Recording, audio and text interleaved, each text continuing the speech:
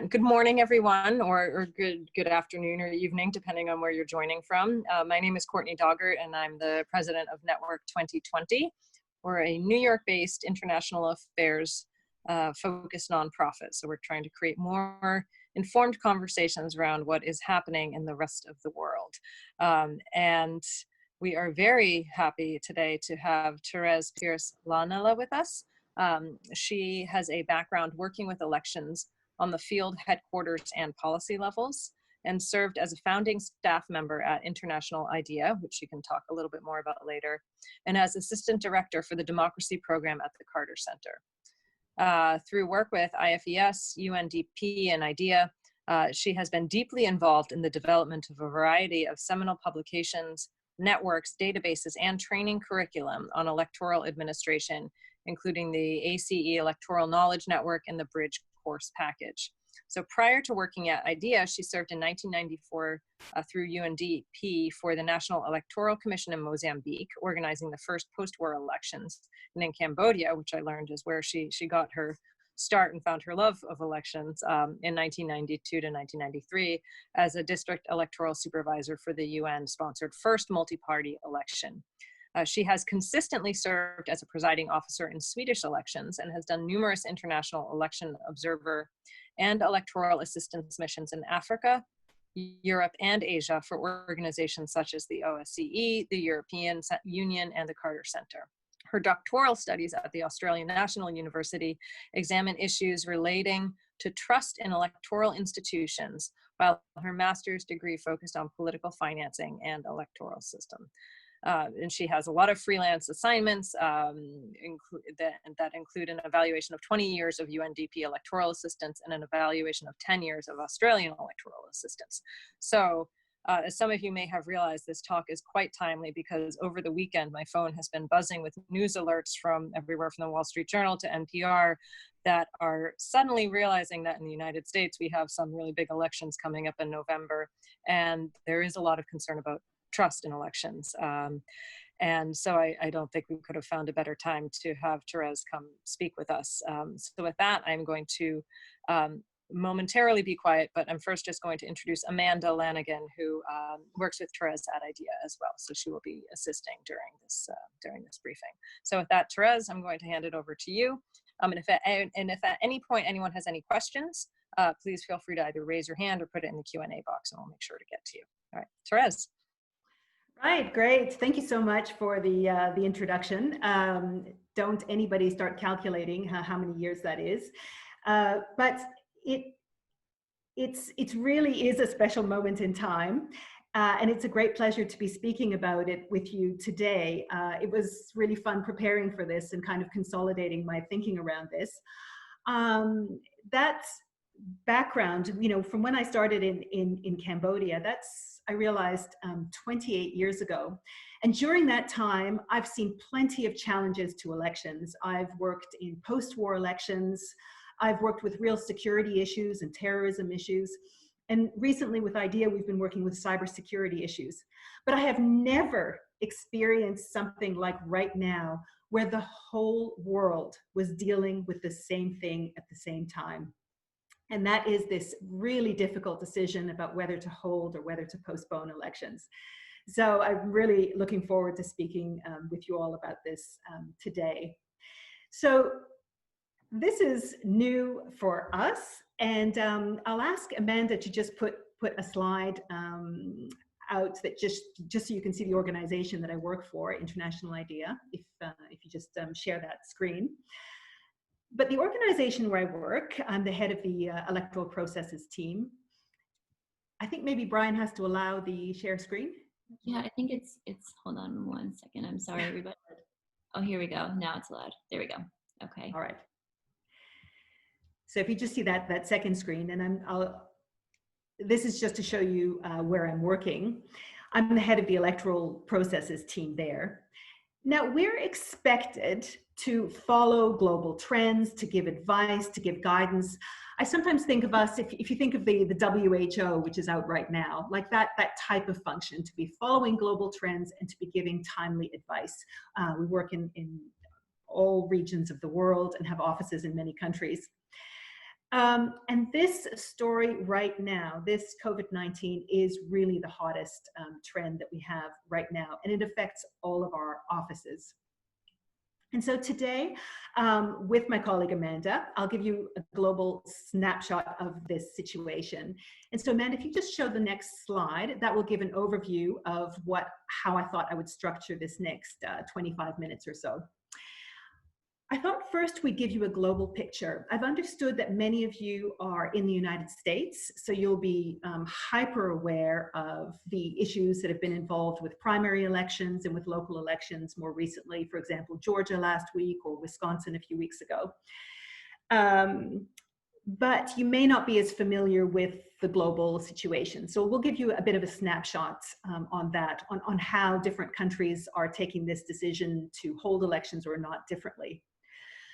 But after we've been through the kind of the facts, I want to help you understand what to look out for, especially as you head into American elections this year, but there's a number of important elections going on throughout the world, and what to keep an eye out for, what the challenges might be. So I'll take you through that in the middle. And then also, because I'm guessing that this audience is very policy interested and perhaps active. So I thought I might give you a few tips on what to advocate for in case you're in that kind of a position. So that's how I thought I would structure today. And then afterwards in the Q&A section, I thought we'll leave a bit of time for that. I'm really interested in hearing from you, from those of you who are watching this webinar, how different states or different cities are reacting differently to this pandemic. How are different election authorities, how is this playing out where you live? I'm really interested in knowing that. I'm speaking to you now from Sweden, so we don't have that kind of knowledge about how things are playing out. I don't know how things are going in Montana or in Arizona, for instance. That's not the type of news that we get. So I'm very interested in hearing how things are playing out. I'm also really interested in knowing who's getting it right. We're always on the lookout for forward-thinking agencies, innovations, and so forth, because when we see something that is exceptionally interesting, we do like to spread it. So if you have any good news stories, I'd be really interested in that. I mean, good news stories about including voters who haven't been included before, or dealing with this pandemic in a very inclusive way. So any good examples, I'd be really keen to know. And I'm also keen to know your personal experiences on how voting has changed during your voting life, because we're going to be focusing a little bit on how voting is changing in general and in particular because of this pandemic. So that's the structure. And now we'll get to the facts. So we'll start with this tracker. So one of the things we're doing at International IDEA is we're trying to track which countries, how countries are reacting, but also below country level, subnational level as well. And Amanda will write in the chat section a website, so you can check this at any time. And you will find this information about the countries that are postponing and holding elections. This is what tends to show up, CNN, BBC, Al Jazeera, and so forth. They tend to use these statistics when they're explaining about choice points. But these, we've been tracking these numbers, but they're really difficult to pin down because the situation is moving, but also because in one and the same country, multiple things can be happening. So in France, for example, elections were scheduled, local elections were scheduled, and they could not stop them legally or constitutionally in time. And so they held them, and this ended up being a little bit dangerous. People did get sick, especially during the counting phase. And in time for the next round of local elections, by that time legislation was in place and they could postpone those elections. So that's an example of one place that both has elections that were postponed, like the 66 number you see here, but they're also part of the 33 that were held. Another example is the Dominican Republic, where the elections were already underway 4 hours in, and then were stopped and then postponed. They were stopped because the electronic voting was malfunctioning, if I've understood correctly. And then once they were stopped, then they were postponed. So this is an example of one in the same place and how complex and fast moving and fluid this situation is. Now, postponing was, I think, on the whole, there has been a real understanding for why elections needed to be cancelled or postponed. You know, I think many of us experienced from one day to the other, going to work and then the next day not going to work. So with that initial shock, doing things in a new way, using a state of emergency, for example, to postpone an election was really understandable. As this time goes on and as the months go by, it will be more difficult to justify postponing election. It will be expected of authorities that they would find some kind of a safe or reasonable way to make sure that people's voting rights are fulfilled. And so with that, I'd just like to tell you a little bit about some of the measures that we are seeing around the world. So here you can see some examples of postponed elections. And with this is just a snapshot of those that were postponed and delayed. But what you can see is the point that I was trying to make earlier, that never have I seen something that hit everybody in different places in the same way. So you can see examples from Kiribati in Oceania to Switzerland, for example, that these types of decision points and innovations and so forth are playing out. And so everybody's really interested in looking at how others are doing things. All right, so now I'd like to tell you a little bit about some of the measures that those who have gone ahead are taking. And Korea was very early. They decided to hold their elections. And so many people looked to Korea, and these pictures are from Korea. And the types of kind of safety and hygiene measures that we're seeing throughout the world are pretty obvious. You're seeing them in other parts of your life when you go to a hospital or when you go to other places. It's face masks, for instance, for polling workers. We've seen that in Benin, in Guinea, in Taiwan, in France, and I understand that in Wisconsin, for voters even, there was face masks. Then there is cleaning of polling stations before, during, and after polling in Guinea and Taiwan, for instance. Social distancing, queue control, making sure that the queues are a reasonable distance.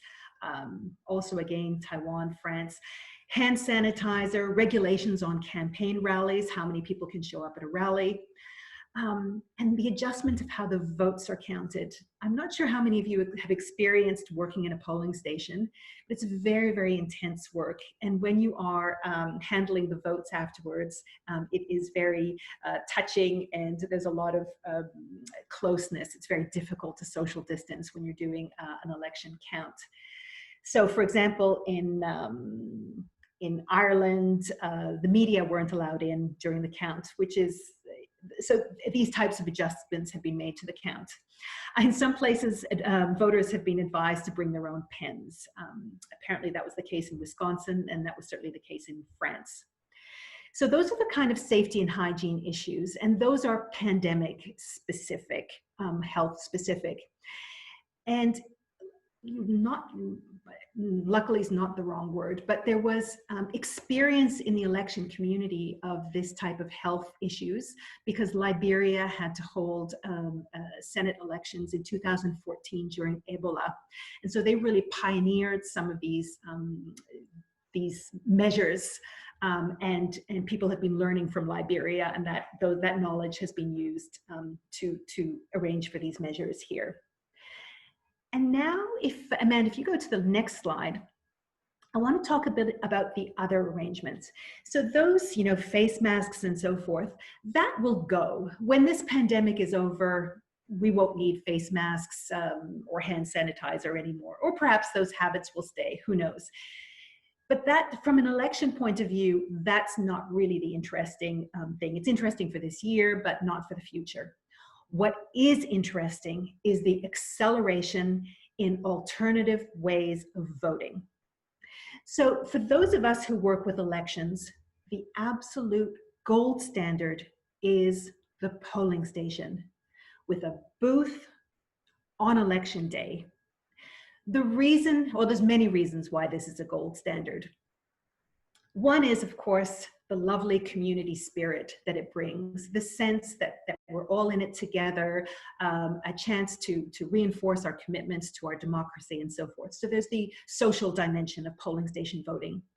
But from an election integrity point of view, polling station voting is a controlled environment.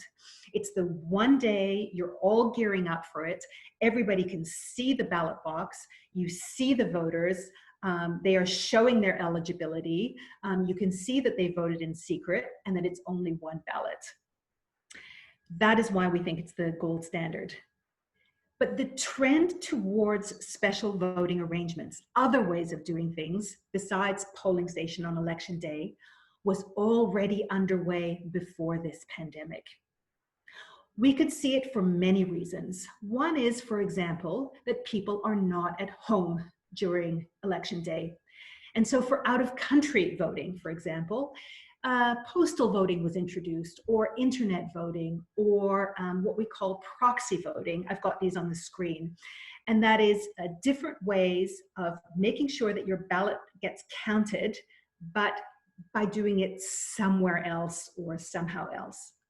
Let me give a few other examples. Think of institutions, hospitals, for instance, or prisons.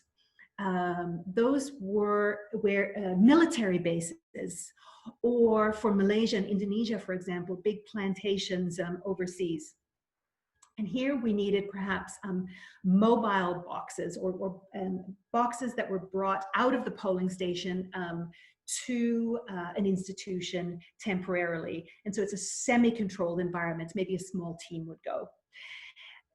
These other examples of why these arrangements are already a trend are urbanization, that in countries that have first past the post, think of Malaysia, who has an election system where you vote where you are registered, where your domicile is. But if you are working in the capital city, or if you're a student in the capital city, you've got to find a way of getting your vote back to where it's supposed to be placed.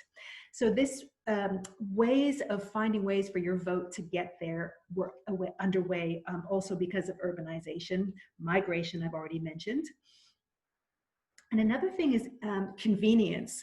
So we've, as a peoples, have become accustomed to doing a lot of things on our smartphones, for example.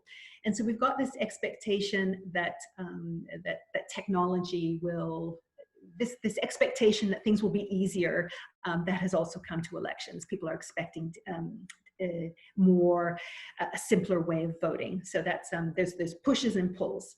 So all of these trends were underway, including advanced voting, early voting that you can see here. In Stockholm, where I live, early voting was opened up to the general population for convenience reasons. You could vote at a library or in a department store, and or at the central station, up to 3 weeks before the elections. And now it's about 40% of people who use this opportunity.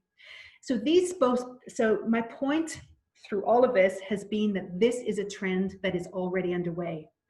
But with this pandemic, it has shot forward.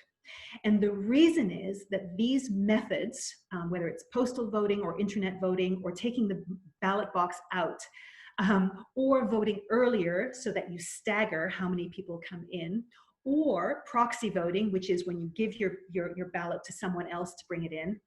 All of those have been really, really helpful in this pandemic to make sure that not too many people are inside the polling station at the same time. And so in many, many places, we can see that they may have had the possibility of doing postal voting for a particular small group, but it is now being extended to the whole population. So for example, in New Zealand, there was the possibility of online voting for a certain, maybe people out of the country, and now it was extended to the whole population. or postal voting. And the mobile box voting we've now seen with curbside voting or bringing it to people who are in quarantine. So this is the number one, I'm spending time on this point because this is the number one biggest trend that we can see. But it also brings some pitfalls, which I will talk about in a moment.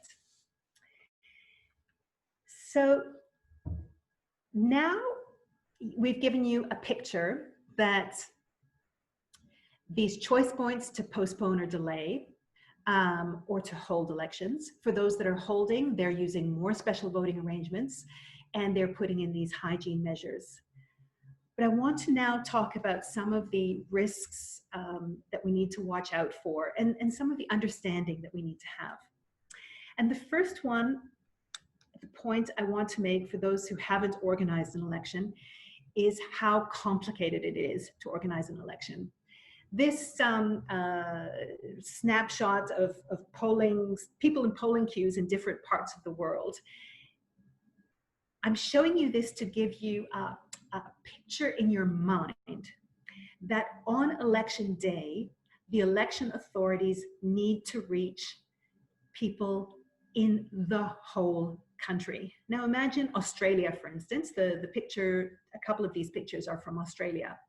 They have to reach their voters in the Antarctic, that's the picture at the top, or in the Pilbara Desert, that's the picture down towards the bottom.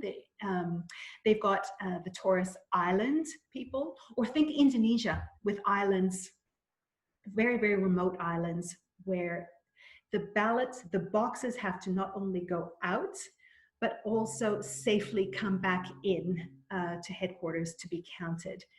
This is done with temporary staff, an army of staff. If we think of India with 1 million polling stations, this is a logistical nightmare, and mistakes happen. They, trucks fall over, people get sick,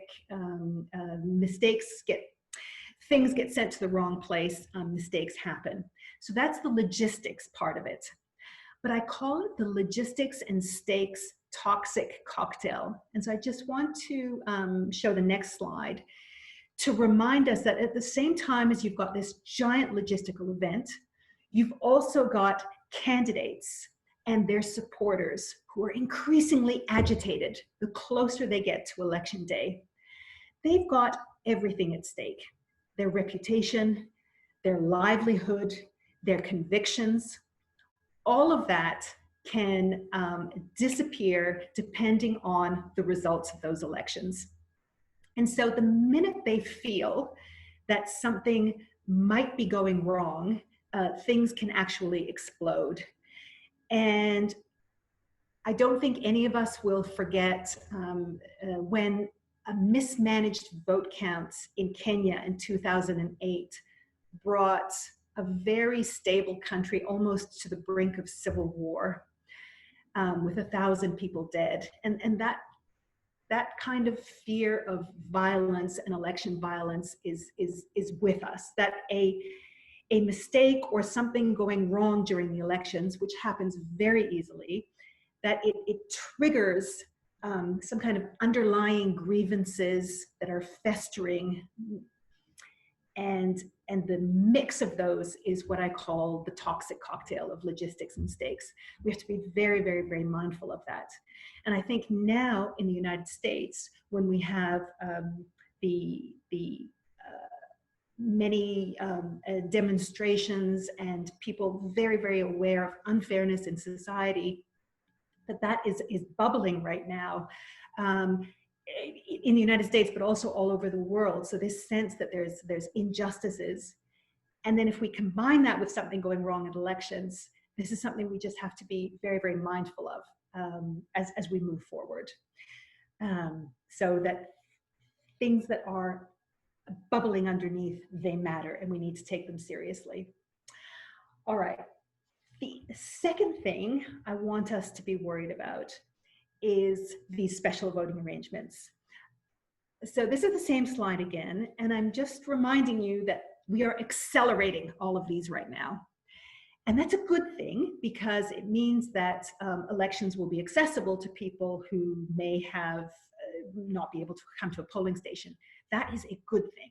That is a good thing. We are, in elections, there is a truism, which is err on the side of inclusion. If you have to make a choice, be inclusive, and these help be inclusive. But each of these brings risks and vulnerabilities. They are not in a controlled environment necessarily. So it opens up to possible fraud or the perception that there's fraud.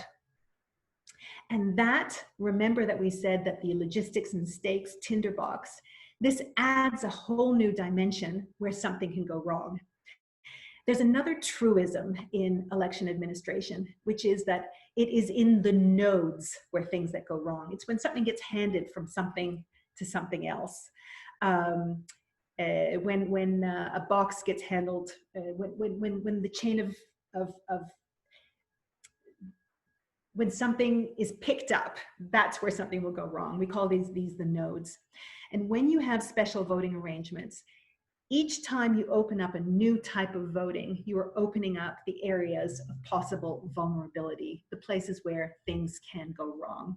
So I wanted to make that point that even in normal elections, things can go wrong. But when you have many different types of voting, the amount of things that can go wrong are increased. So we need to keep our eye on that. And the final thing I want us to keep an eye on is changing things at short notice. We are pushing through changes to allow for these special measures. And that can be a really, really dangerous thing.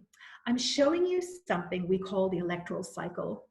It is just a picture to show you that election day is preceded by a whole range of very, very necessary activities. If you try and squash these, if you try and do them quickly, if your legal framework is delayed or your procedures aren't properly in place, if you squeeze the time you have for planning and implementation or for training your frontline workers on how they're going to be doing things, if you squeeze these, things will go wrong, and it will be extremely stressful. I think about it a little bit like the Star Wars movie. If we remember the Star Wars movie, there's a scene with a trash compactor. I think it's Han Solo in there. I can't quite remember. I think there's a couple of them. And this trash compactor it's a room they're in, and the walls are coming in on both sides. And if we think of one of the walls as being election day, it is fixed. It is not going anywhere. But the other one is that your procedures and everything are being squashed and squeezed so that your time for preparing is less and less. That is a really dangerous situation to be in when you're trying to organize an election. And because things are being pushed through so quickly with legislation, that's a real worry that mistakes and so forth can happen. So those were the three things I wanted us to watch out for. The logistics and stakes, problematics, the special voting arrangements and the vulnerabilities that can bring in, and the fact that we're squeezing our time horizons by introducing all of these measures very quickly. So now I want to move to the final part, which is what to advocate for if we have the opportunity. And excuse the dogs in the background. I don't know what they're up to. We're a very dog-friendly organization. Okay, we're used to having in-person events where there are dogs. Exactly. I think some neighbors must be crossing the property. So this is a precious moment in history, and it's just so unique, and we have to use it. We have to think. I think we should use this moment of everything being in flux to think about the elections that we want for the future. That's what I'd like us to advocate for. If we're going to be changing things anyhow for the pandemic, why not use this as a moment to have the conversations we need about what elections we want and for who. I think, Amanda, you can stop sharing if you like. Great. Oh, actually, let me just bring the dog up here. And so there's the dog who's barking. All right. So this is going to be a bit complicated to explain, but I'm calling it having the necessary conversations. I mentioned just now that elections can be a tinderbox.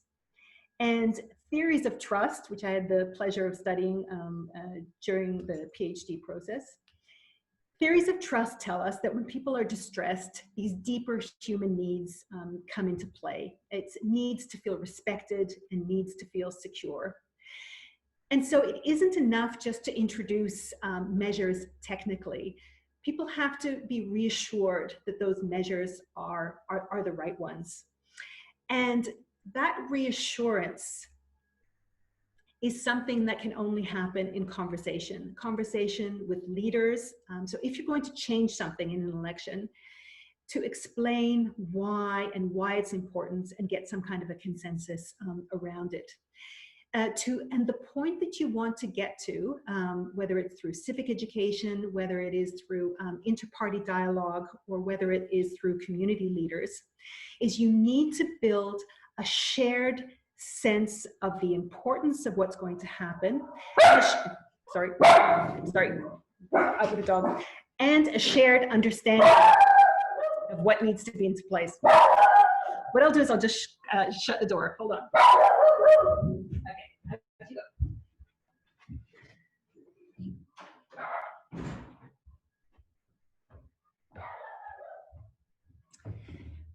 So, pandemic, working from home, that is it. So I wanted to say a shared sense of the importance of the event and a shared understanding of how it will play out. And that's also an understanding that things may go wrong for all of the reasons that I outlined. And that can really only happen in conversation. So that is the first thing I think we should advocate for. The second thing we should advocate for is that the measures put in place really should be temporary and they should be accessible. Let me explain why. We are experimenting right now, and when you experiment, there are unintended consequences. And so temporary gives you the chance to say, okay, we'll just try this, but then we will assess it and see if it works or not. I think that's really, really important. So don't put things in place that will be fixed. And the final thing I want to advocate for is thoughtful reform processes, not slamming things through, but to do them carefully and slowly. The problem with change or reforming anything is that there is suspicion that comes with it. We've noticed that voters don't like change necessarily. They're like, well, last time it wasn't like this. Why is it like this time? Candidates don't necessarily like change. Last time it was like this. Why are you changing it? And there can be a sense of a suspicion that something is going wrong. So a thoughtful reform, the rule of thumb in election administration is actually 3 electoral cycles for an electoral reform. The first cycle, if we think of a cycle as being about 4 years, an election cycle, the first cycle is about building consensus. The second one is about piloting in the second cycle and testing and rolling out and assessing. And then the third one is about introducing in a very, very careful way. So don't introduce reform too quickly. Do things as pilots, but test. Who do they benefit? Who's included? Who is excluded? Is it feasible? Can we afford it? There's many ways in which these can be assessed. So I think I'll conclude there because I'm really interested in hearing from all of you, and I'm particularly interested in the United States. Why? Because the United States is a very strange place from an election point of view. Most of the rest of the world has a conversation with each other, and we share experiences. But the US kind of does things on their own. There's this US exceptionalism. And the maybe not so good side of that is that it kind of breaches a principle of universality. That is, that in one election, every voter should have the same type of experience, which is not the case in the United States. But the positive thing is, with so many different ways of doing things, the possibility of innovation is there, and forward thinking. And so I think we'll see in different parts of the United States really neat new ways of doing things that the rest of us can learn from. So I had those 3 questions for you, which were, has anybody experienced these special voting arrangements in their voting life, and how did that play out?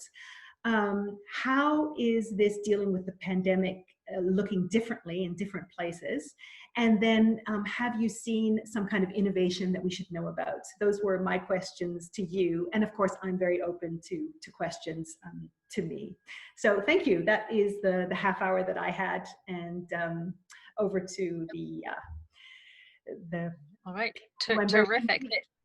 Thank you so much, Therese. So I think if anyone, I know we'd heard from at least one person who might be interested in sharing their experiences. So if you would like to, if you can find the raise your hand button, that would be very helpful if you would like to speak and share your own experiences. So I think we have Gligor Tashkovich. Hi, Gligor. Good to see you. Who will be participating. So yeah, we can hear you. Hi, Gligor. Great. Hi. Thank you very much. I'm sorry, I joined a few minutes late, so I didn't understand where you were calling in from. From Stockholm. Oh, the right. Archipelago, actually, because I'm not at my office for lockdown, so outside of Stockholm. Very nice, very nice. So just for background, I've been a short-term observer on 11 missions for the OSCE. Excellent. Yeah. And I have in, I think, 7 countries. And I have also, I serve as what's called an Assembly District Monitor here in the Board of Elections in New York City. This is excellent. A top of the totem pole kind of position on election day. In New York City, we operate with both a Democrat and Republican in teams. I've always had a female Republican. I'm a male Democrat, right? And we are assigned an assembly district, that is to say, a state assembly district, which is neither the district of the 2 monitors. And then within that district, there's typically 10 to 14 polling stations for which we have operational responsibility on election day. So our day starts at 4 o'clock in the morning and ends usually around midnight, 12:30 or so, and with 1 2-hour break at some point during the day. And we basically put out fires and make sure the trains run on time. But that's our job, and it's of course that may involve reassigning people or firing people too, which is unfortunate when it happens, but sometimes it needs to be done. And do the trains run on time? In my district, they do, yes. Yeah, okay. Yeah, excellent.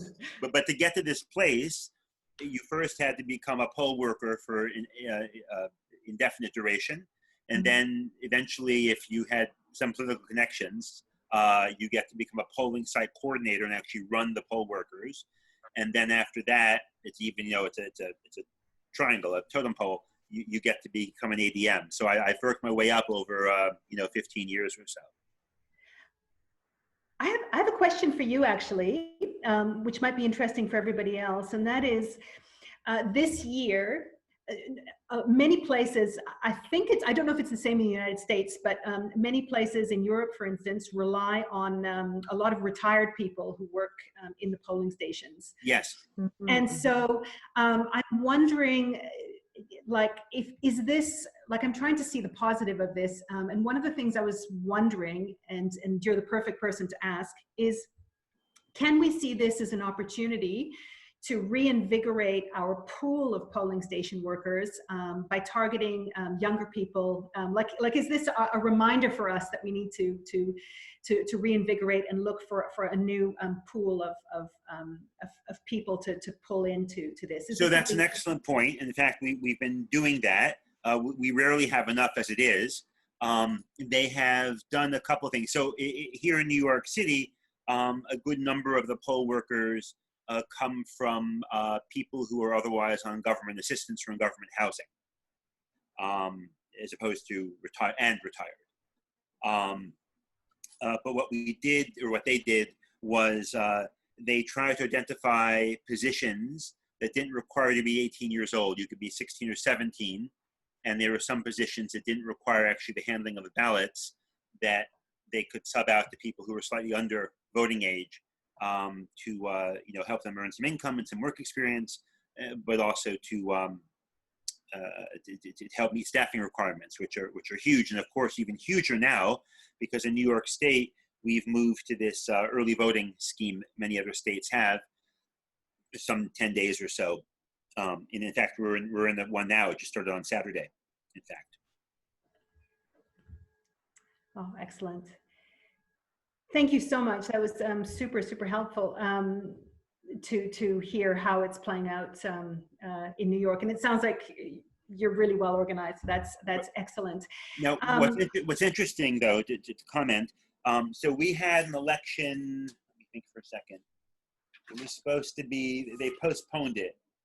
There was one, there was an intermediate election. We're supposed to have 4 elections this year.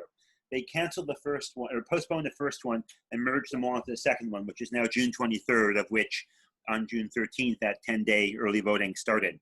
But what the Governor Cuomo did was, he said, look, we want to ensure people have the right to vote, unlike a number of states in the South. And so what he did was he ordered the boards of elections to send out absentee ballot forms that were pre-printed for everyone in the state. So all you had to do is basically tick a box, sign it, stick it back in the envelope, and mail it back in. We made it as easy as possible to ensure the most number of people could vote. And so people are now getting those, and we'll have another, whatever it is, 8 days to mail them back in for the election. So, and then there are a few places you can go in person, but not many. The idea is that most people will take advantage of voting by mail. Oh, that's super interesting. Would you say that New York is seen, because I'm guessing that different states are seen as being the kind of the forward-leaning ones. Which states do you look to when you think, what are they up to? Is there a kind of a reputational? Oh, that's a very interesting question. I'm not qualified to answer that. I haven't asked it before, but I'll keep that in mind going forward.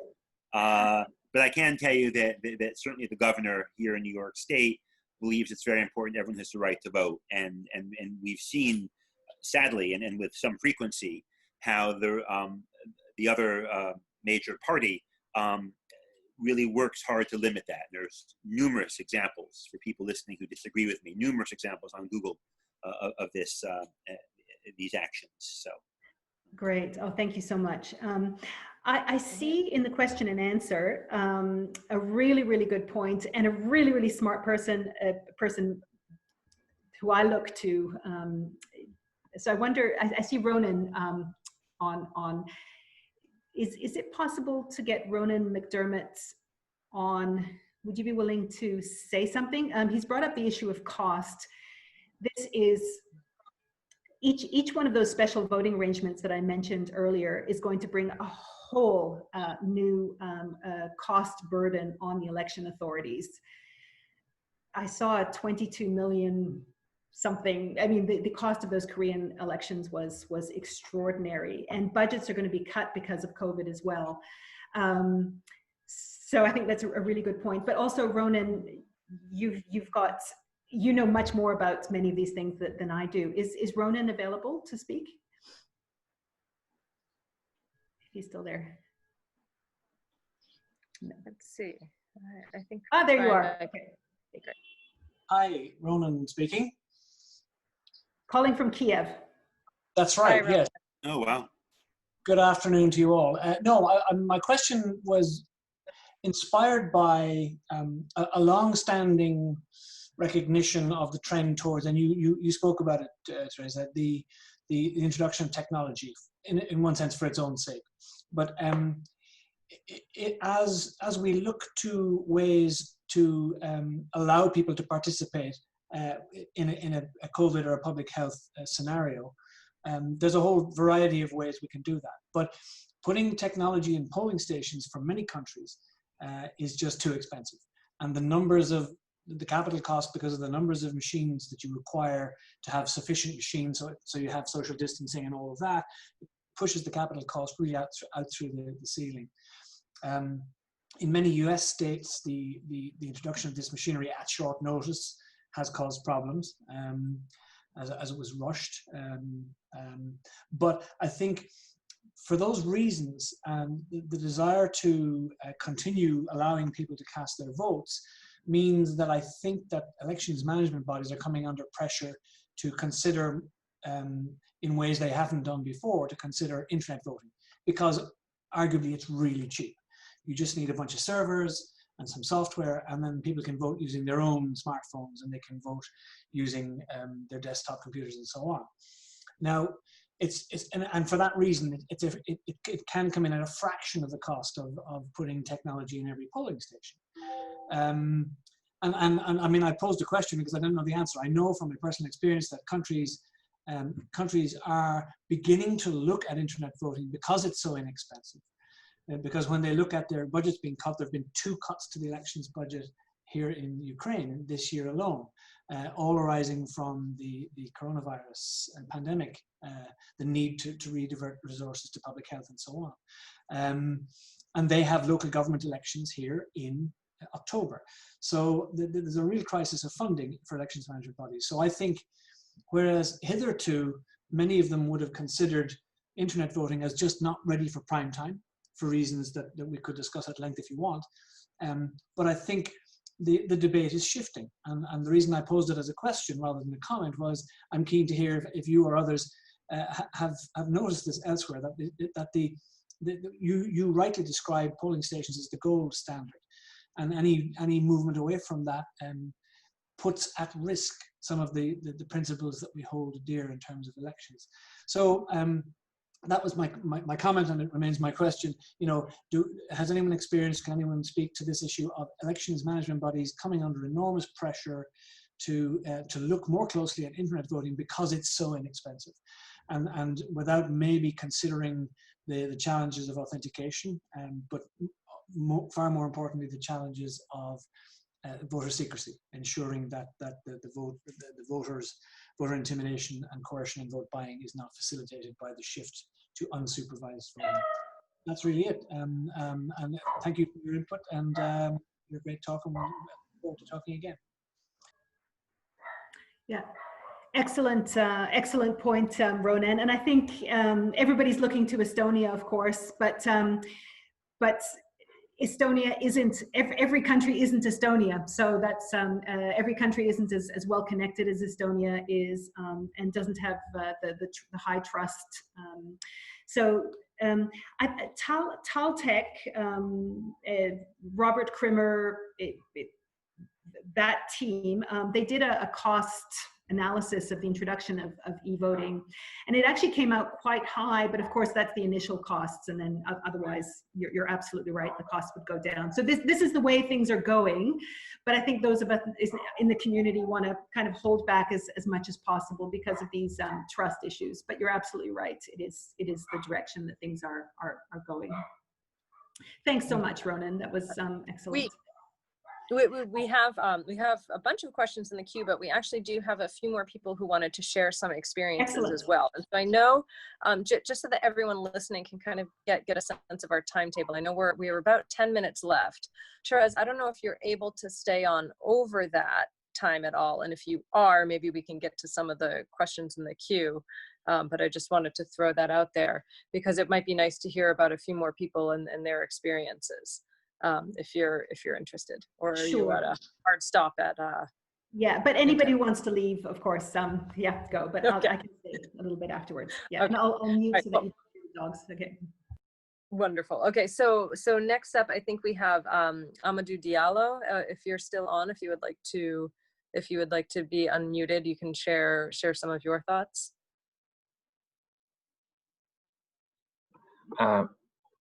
Yes, thank you very much. My name is Amadou Diallo. I work at the UN here in New York and covering the Central African Republic. And Lawrence, thank you very much, because as you know, in the context of the Central African Republic, also the country has election for December 2020. And now due to COVID, cases are, growing. And at one point, there were fears that whether the election could be held or not. So the majority, presidential majority, they put a bill forward to amend the constitution, saying that in case the election could not be held due to unforeseen circumstances like COVID, the president will stay in power. While, the constitution is so strong around protecting the mandate of the president of the republic. So there is no way to postpone elections. So, and your colleague Adam and I have been discussing this issue so long. So he has been very helpful in thinking. So yes, I highlighted this point just to point out sometimes, as you said, the legal framework. There are many countries, there is no provision about postponing elections. And in the context of the Central African Republic, if you postpone elections, that means you will have to face a constitutional vacuum. So when the bill went to the Constitutional Court ruled out that the bill was unconstitutional. So to postpone elections, the Constitutional Court said political actors need to engage a consensus, a political dialogue, and the outcome will be submitted to the Constitutional Court for approval before its adoption. So I'm taking this example just to illustrate also sometimes the difficulties and challenges around the legal framework. And also one issue right now the voter registration will start next week with the social distancing measures. But one of my fear is that since the elections will be in December, even if we hold the election in December, it's also about the credibility of the outcome and whether the next president that will be elected will have this kind of broad legitimacy. So just sharing that example, also in the context where the lack of trust is very high. There is no broad trust around political stakeholders and also political consensus. Thank you. Yeah, thank you so much. That's such a helpful story. And those kind of constitutional knots. The constitutional courts around the world are very busy at the moment, but everywhere from Bougainville to France, these people have been busy trying to figure out how this is going to work because the Constitution hasn't allowed. But that's where there is a societal consensus that something needs to happen, it's just much more easy than when things are toxic and partisan and conflicted. Then it's so hard to move forward. So yeah, it does come down to trust. Thank you so much, Amadou. That was really interesting. Mm-hmm. And then we also have, if he's still around, David Hutchinson, I believe, wanted to comment as well. David, yes, and you had a question about overseas voting as well. Yes, I see that, yeah. Hi, David. Yeah, is he on? Brian, is he able to be unmuted? Let's see. Okay. Yes, he's here. Wonderful. Sure. I'm here. No, it's just a wonderful stroke of luck to be able to listen to this. I am sitting in the mountains, the Andean mountains outside Bogota in Colombia. Oh, and I just wanted to take advantage. Maybe I'm exceeding my brief a bit. I'm a British citizen. I'm English and a British citizen, but I have lived abroad for a long time. And what is happening about voting in the United Kingdom is that due to a series of, in my opinion, mistakes in 1981, it was made essential to be a resident in the United Kingdom in order to vote, even though you were a British citizen with a passport. I think it was sort of a mistake. The new government in Britain is committed, which means including in their manifesto an undertaking to get rid of the obstacles for people who are not resident in Britain to vote. And this is where what Ronan McDermott said seems to me conclusive, and I put it to you.